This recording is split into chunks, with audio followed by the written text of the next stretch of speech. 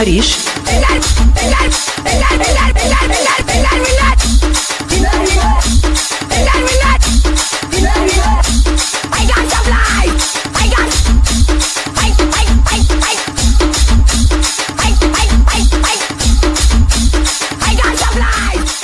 नाज़रीन इन वक्त मौजूद हैं लूणखान में। अॼु पाण हिते ॻाल्हाईंदासीं पबजी है जेका बंदि थी वई आहे हुन हवाले खां। ॾिसो शहरनि जो छा चवणु आहे जी। पबजी है जेका बंदि थी कीअं थो लॻे तव्हां हिन हवाले खां छा चवंदा? बस हाणे बेरोज़गारी आहे, बेरोज़गारी अॻे वधीक आहे ऐं जेकॾहिं हाणे अहिड़ो को कमु थियो लॉकडाउन थियो त बसि बेरोज़गारी थींदी।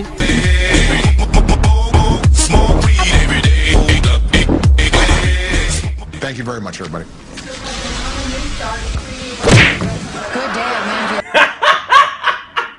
पबजी जे करे को मुल्क खे नुक़सानु थींदो या थिए थो न, बेरोज़गारी वधे थी त मुल्क खे बि नुक़सानु आहे। माण्हू बुख मरंदा, ज़लील थींदा ऐं अवाम निकिरंदी रोडनि ते, बुख मरंदी त रोडनि ते निकिरंदी।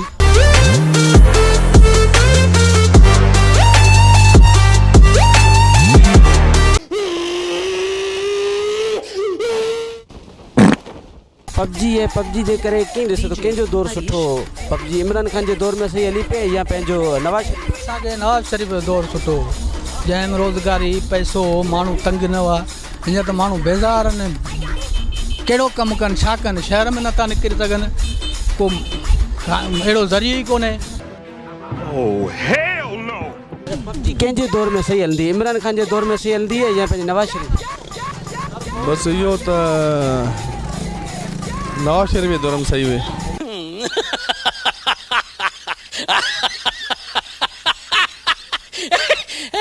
बंदि थी हिन खां कंहिंखे नुक़सानु थींदो? मुल्क खे थींदो या साईं? इहा ॾिसो त तव्हां सूरत हाल पाकिस्तान में ॾिसो पिया। पाकिस्तान हींअर पहिरें खां काफ़ी माना एतिरो ख़राबु थी वियो आहे, माण्हू खे मारनि पिया। वक़्तु बिल्कुलु चेंज थी वियो आहे। इहा आहे बहितर वज़ीर आज़म खे चवनि था या तव्हां इस्तीफ़ा ॾियो।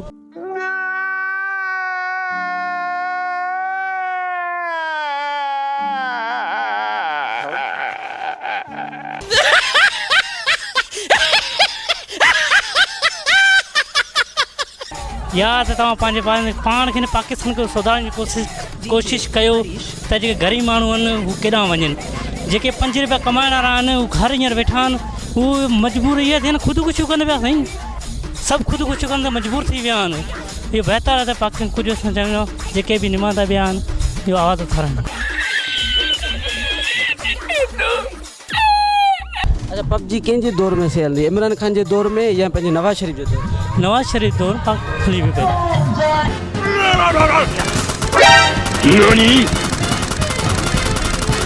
पबजी है, पबजी ते बैंड लगी हुई है, बंदि थी वई है, छा चवंदा हिन हवाले? साईं असां हारून मरी ॻोठ शहर खाई दौलताबाद फलाड़ी जे रोड खां उतरे पासे असां चवंदा त पबजी खोली वञे न त असां पंहिंजे पाण खे साड़े मारे छॾंदासीं।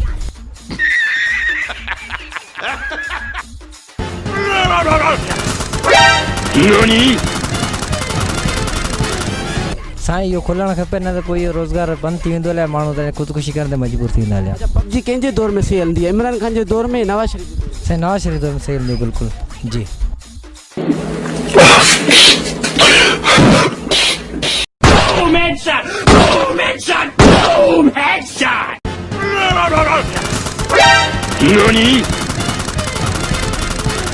पबजी हिकिड़ी एंटरटेनमेंट जी हिकिड़ी गेम आहे, पर बहरहाल जंहिं पाबंदी लॻी आहे त उनजो बि को सबबु हूंदो। ईअं पाबंदी न लॻे आहे। ऐं ॿियो त गेमूं जेके आहिनि, गेम जी खेॾण जी लिमिट हूंदी आहे। ऐं जेकॾहिं ॿार या असां नौजवान जॾहिं सॼो ॾींहुं ऐं सॼी राति जॾहिं उहो गेम में बिज़ी रहंदा, लाज़मी ॻाल्हि आहे उनजे नफ़्सियाती असर पवंदा। वधीक ख़बरनि ऐं तफ़सील जे लाइ विज़िट कयो असांजी वेबसाइट awaminews.hd.com ऐं ॾिसंदा रहो अवामी न्यूज़ HD।